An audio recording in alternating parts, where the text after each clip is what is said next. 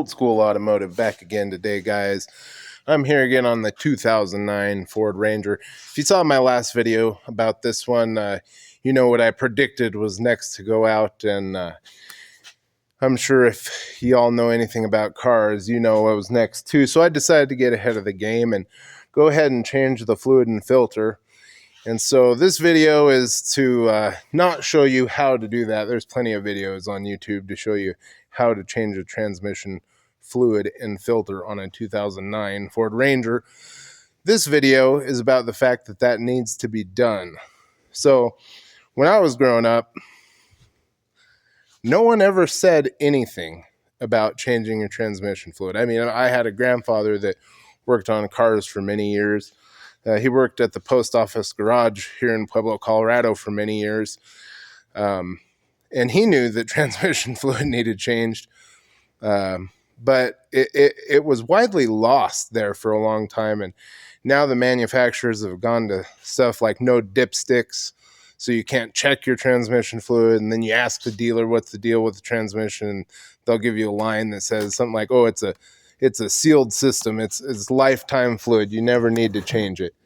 Well, let me just tell y'all, that's not how it works. I'm sure there's a lot of you that know that, but this is the original fluid. This is transmission fluid, not oil, that came out of the transmission in that 2009 Ford Ranger.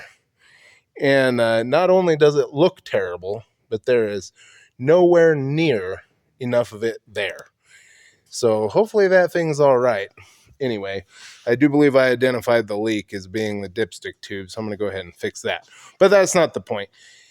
The point is, when someone tells me that they have a 2009 vehicle, in my head, I'm like, oh, that's rather new. You know, it should be in good shape, so on and so forth. 2009 was 16 years ago. And if you think about it like this, let's just say in 2009, how old was a 16-year-old vehicle? You know what I mean? It would have seemed old then. Now a 2009 vehicle doesn't seem old. But anyway, if y'all drive a vehicle that's like a 2009, 10, 11, 12, it's getting up there, folks. And you probably need to think about doing some maintenance to it. Look at the mileage, look up the service record. Anyway, the other half of this video is about how these stupid transmission filter kits come with this gasket all wadded up in here.